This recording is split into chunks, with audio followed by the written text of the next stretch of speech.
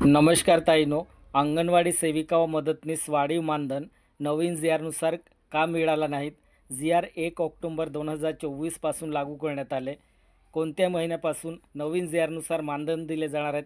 सविस्तर मुद्दे आपण या व्हिडिओच्या माध्यमातून बघायचे आहे. तुम्ही जर या चॅनलवरती नवीन आला असेल तर चॅनलला सबस्क्राईब करून घ्या आणि बेल आयकॉन प्रेस करा, जेणेकरून तुमच्याकडनं कोणताही व्हिडिओ मिस होणार नाही. अशीच नवनवीन व्हिडिओची अपडेट तुमच्यापर्यंत पोहोचत राहील. सेविका भरती, मदतनीस किंवा सुपरवायझर सर्व अपडेट मी या चॅनलद्वारे देत असतो. तर चॅनलला सबस्क्राईब करून ठेवा आणि बेल आयकॉन प्रेस करा. सबस्क्राईब करायला पैसे लागत नाही ताईनो, फक्त सबस्क्राईब करून घ्या आणि बेल आयकॉन प्रेस करून घ्या. नवनवीन अपडेट तुमच्यापर्यंत पोहोचत राहील.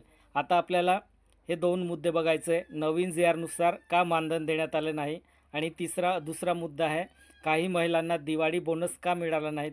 ते सविस्तर माहिती आपल्याला या व्हिडिओच्या माध्यमातून बघायचं आहे. चला तर आपण व्हिडिओ स्टार्ट करू. या ठिकाणी बघा, तुम्हाला टायटल दिसत असेल, अंगणवाडी नवीन जी-आरनुसार मानधन केव्हा मिळेल. आता आपल्याला खाली बघायचं आहे बघा, अंगणवाडी सेविका, मदतनीस आणि मुख्य सेविका यांना नवीन जी-आर सरकारच्या निर्णयानुसार मानधन मिळण्याची प्रक्रिया सरकारच्या नियमानुसार ठरवली जाते. सामान्यत नवीन जी-आर मंजूर झाल्यानंतर आणि त्याची अंमलबजावणी झाल्यानंतर 1 ते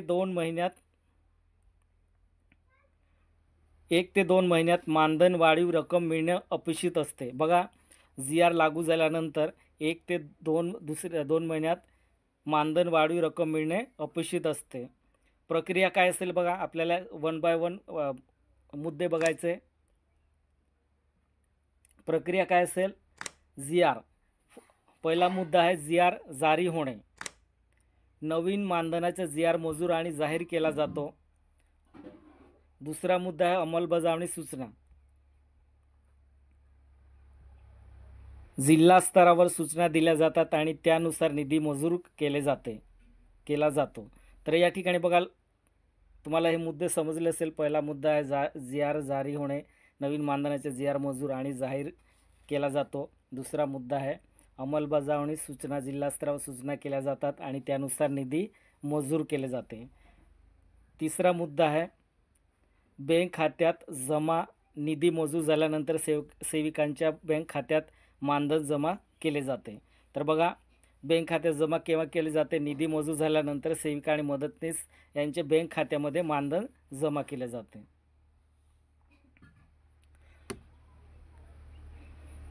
मानधनात का उशिरा होतो? तर बघा, या ठिकाणी हे मुद्दे सुद्धा देण्यात आले. मानधनात उशीर का होतो? तर बघा, पहिला मुद्दा आहे तांत्रिक कामे. दुसरा मुद्दा आहे निधी वितरण.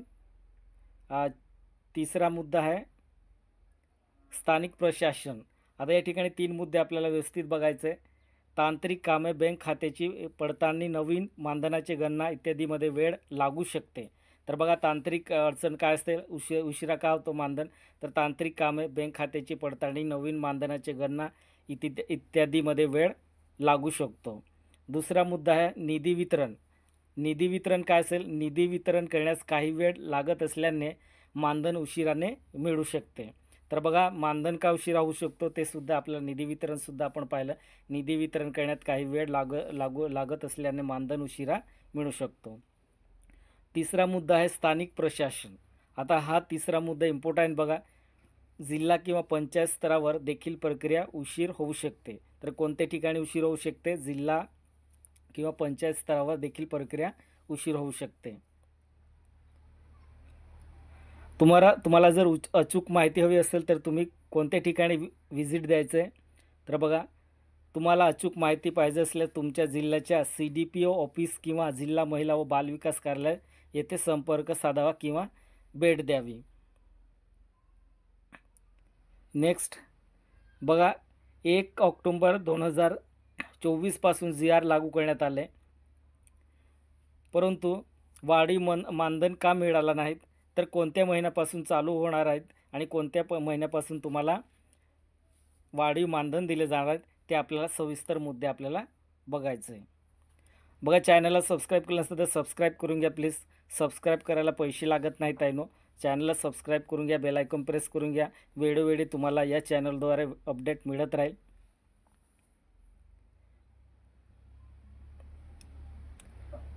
1 ऑक्टोबर लागू बट वाढीव मानधन मिळालं नाहीत. तर आपल्याला जर बघा, जर नवीन जी आर सरकारी निर्णय 1 ऑक्टोबर 2024 पासून लागू झाला असेल तर वाढीव मानधनाची अंमलबजावणीच्या तारखेपासून सुरू होईल. बघा इथे काय म्हटलं हे लक्षात घ्यायचं आहे. 1 ऑक्टोबर 2024 पासून लागू झाला असेल तर वाढीव मानधनाची अंमलबजावणी त्या तारखेपासून सुरू होईल.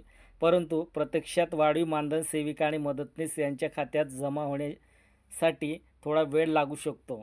आता कारण काय असेल? सेविका आणि मदतनीस यांच्या खात्यामध्ये जमा होण्यासाठी वेळ लागू शकतो.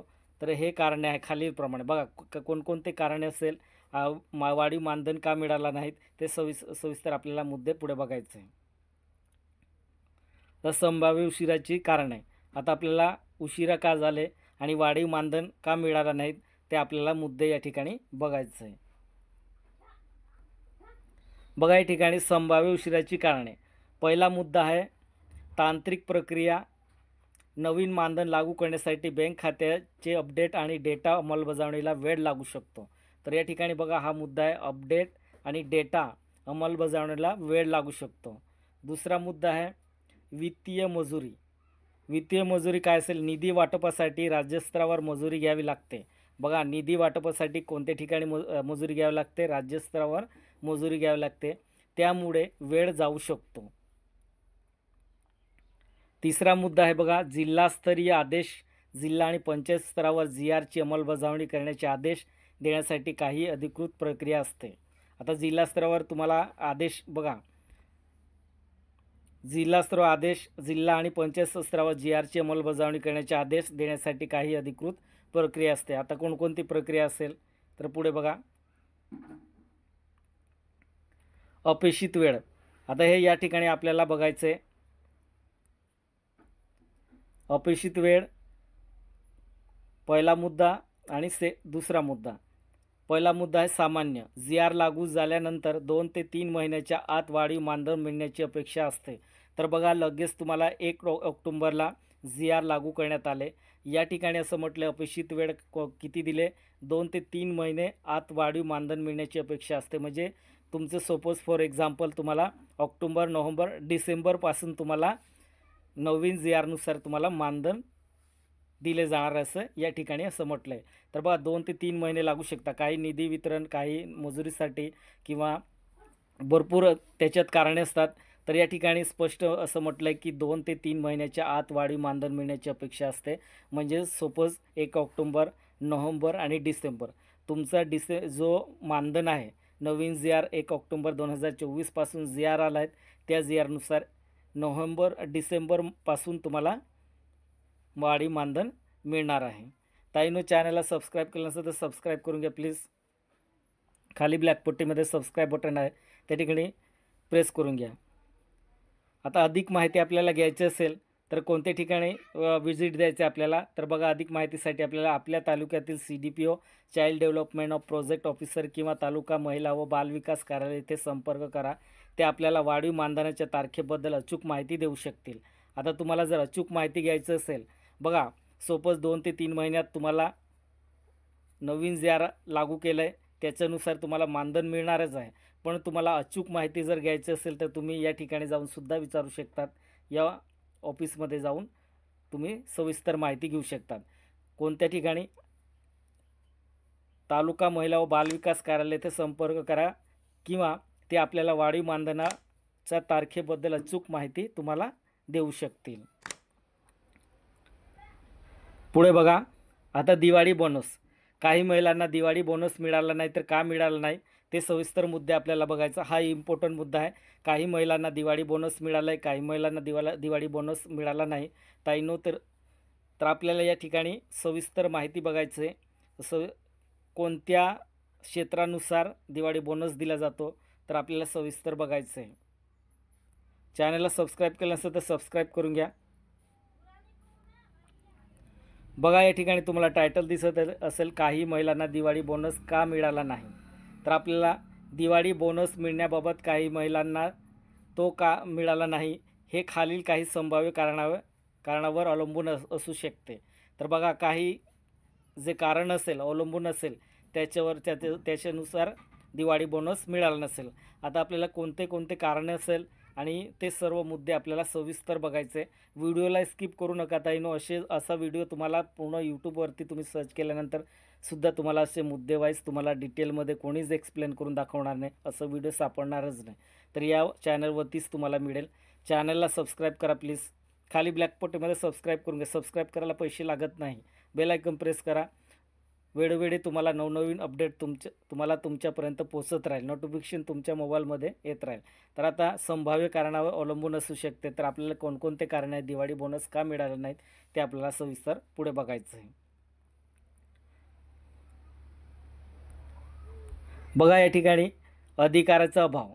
आता आपल्याला पहिला मुद्दा, दुसरा मुद्दा, दिवाळी बोनस सर्वच अंगणवाडी सेविका आणि मदतनीस यांना लागू नसतो. बघा ताईनो, या ठिकाणी लक्ष द्यायचं आहे. इथे स्पष्ट म्हटलं आहे, काय म्हटलं आहे, दिवाळी बोनस सर्वच अंगणवाडी सेविका आणि मदतनीस यांना लागू नसतो. तो काही विशिष्ट जिल्हे, तालुके किंवा गावासाठी असू शकते. तर या ठिकाणी हे लक्ष द्यायचं आहे. काही महिलांना दिवाळी बोनस मिळाला नाही. ते भरपूर कमेंट केले होते मला की आम्हाला पैसे मिळाले नाही, आम्हाला दिवाळी बोनस आला नाही, असं भरपूर महिलांनी, सेविका आणि मदतनीस यांनी कमेंट केलं होतं व्हिडिओमध्ये. तर त्याच्यानुसार या ठिकाणी लक्ष द्यायचं आहे ताईनो. तुम्हाला का दिवाळी बोनस मिळाला नाही, तर या ठिकाणी बघा, दिवाळी बोनस सर्वच अंगणवाडी सेविका आणि मदतनीस यांना लागू नसतो. तो काही विशिष्ट तो काही विशिष्ट जिल्हे, तालुके किंवा गावासाठी असू शकते. तर काही जिल्हे आणि तालुके आणि गावासाठीच ते लागू असते दिवाळी बोनस. त्याच्यामुळे काही महिलांना दिवाळी बोनस मिळाला नाहीत. आता दुसरा मुद्दा आहे इम्पॉर्टंट. बघा, बोनस देण्याची अधिकृतता स्थानिक प्रशासनावर अवलंबून असते. त्यामुळे काही जिल्ह्यामध्ये हा बोनस दिला जातो तर काही ठिकाणी नाही. बघा, काही जिल्ह्यामध्ये दिला जातो, काही ठिकाणी दिला जातो, काही ठिकाणी दिवाळी बोनस दिला जात नाही. हे लक्षात घ्यायचं आहे ताईंनो. बघा, काही महिलांना मिळालं नसेल तर हे कारण असू शकते त्यामुळे त्यांना दिवाळी बोनस मिळाला नसेल. बोनस देण्याची अधिकृत स्थानिक प्रशासनावर, बघा या ठिकाणी इम्पॉर्टंट आहे, स्थानिक प्रशासनावर अवलंबून असते. त्यामुळे काही जिल्ह्यामध्ये हा बोनस दिला जातो तर काही ठिकाणी दिला जात नाही. समजलं असेल तर बघा, व्यवस्थित तुम्हाला मी एक्सप्लेन करून दिले. आता दुसरा मुद्दा आहे. बघा, निधीची उपलब्धता काय असेल.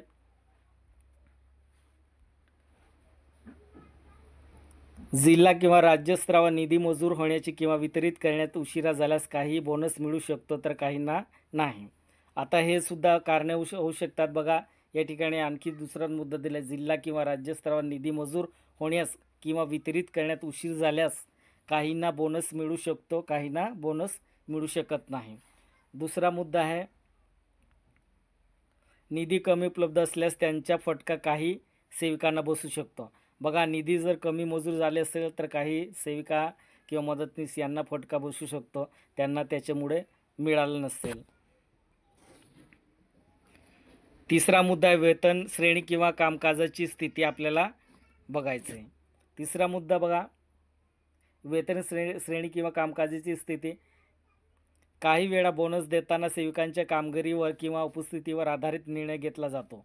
हा इम्पॉर्टंट मुद्दा आहे. या ठिकाणी बघा, काही वेळा बोनस देताना सेविकांच्या कामगिरीवर किंवा उपस्थितीवर आधारित निर्णय घेतला जातो. ज्या महिलांची उपस्थिती कमी असेल किंवा ज्या प्रोबेशनल परिवीक्षाधीन कालावधीत आहेत त्यांना बोनस मिळण्याची शक्यता कमी असते. बघा, हा मुद्दा समजला असेल ताईंनो तुम्हाला व्यवस्थित.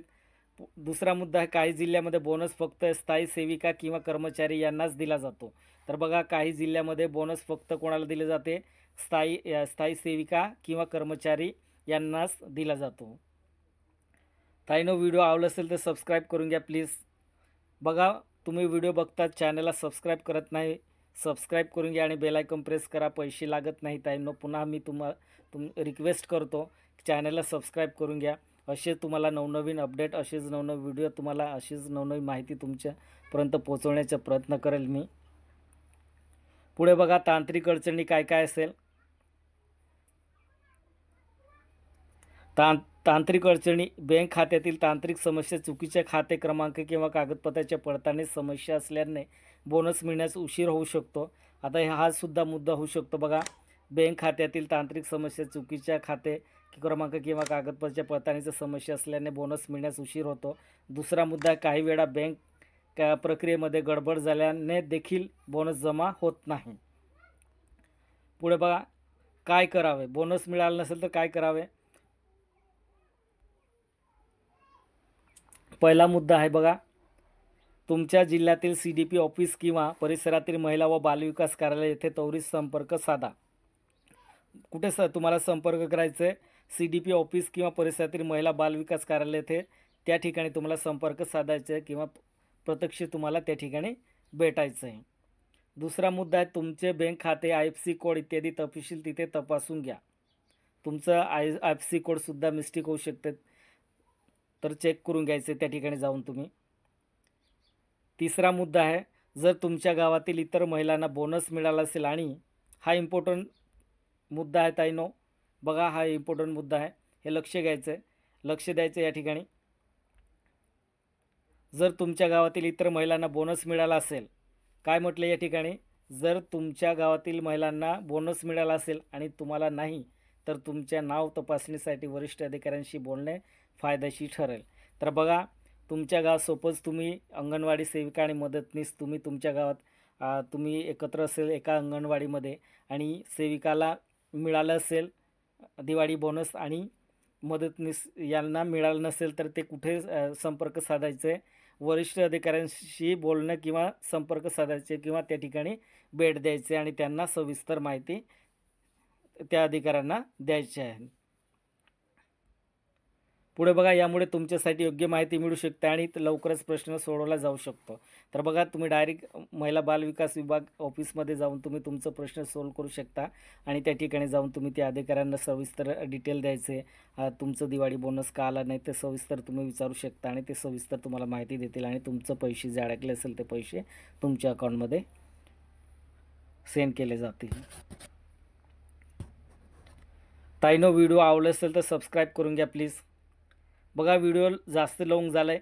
आणखी आपण पुढच्या व्हिडिओमध्ये आपल्याला अंगणवाडी मदतनीस भरतीबद्दल सविस्तर माहिती आपल्याला पुढच्या व्हिडिओमध्ये बघायचं आहे. तुम्ही जर चॅनलला सबस्क्राईब केलं नसेल तर सबस्क्राईब करून घ्या.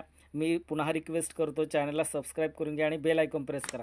हे पैसे लागत नाही तुम्हाला चॅनल सबस्क्राईब करायला, फक्त सबस्क्राईब करून ठेवा. वेळोवेळी नोटिफिकेशन तुमच्या मोबाईलमध्ये येत राहील आणि मी नवनवीन माहिती तुमच्यापर्यंत पोहोचवण्याचा प्रयत्न करेल. जय हिंद, जय महाराष्ट्र.